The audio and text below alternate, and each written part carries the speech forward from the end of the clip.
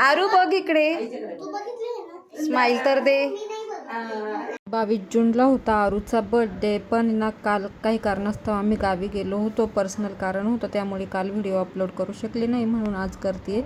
तर आरूचा बर्थडे होता. आरूस क्लासला गेलेली होती, तोपर्यंत आम्ही मस्त डेकोरेशन करून घेतलं, म्हणजे अध्ययनी आणि मी.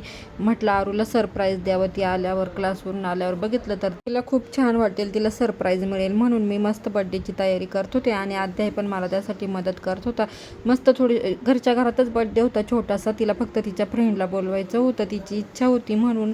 मग थोडेसे बलून वगैरे लावून घेतले आणि हॅपी बर्थडेचं नाव वगैरे लावलं आणि साधंसं सिम्पल असं डेकोरेशन केलं घरातच एका साईडला भिंतीवर. आणि आरूची इच्छा होती की तिला फक्त तिच्या मित्रांनाच बोलवायचं, म्हणून बड्डे कर, नाही तर आम्ही बड्डे नव्हतं करणार तिचा. मग ती क्लासवरून आली आणि अचानक तिने हे सगळं बघितलं, तर तिला खूप आनंद झाला, खूप छान सरप्राईज मिळालं.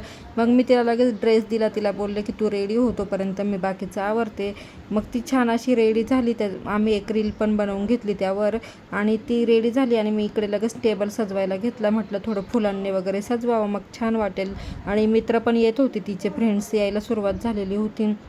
मग मी मस्त असं टेबल पण सजवला आणि लगेच तिचे फ्रेंड वगैरे आले, तर मग लगेच बड्डे सेलिब्रेशन करून घेऊ म्हटलं.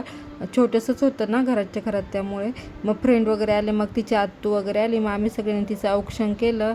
आम्ही 5 बायकांनी तिचं औक्षण वगैरे केलं. सगळ्यांनी असं मस्त असं फोटोशूट करून घेतलं. आम्ही पण फॅमिली फोटो काढून घेतला आणि लगेचच आरूनी केक कट केला. पुढे बघा.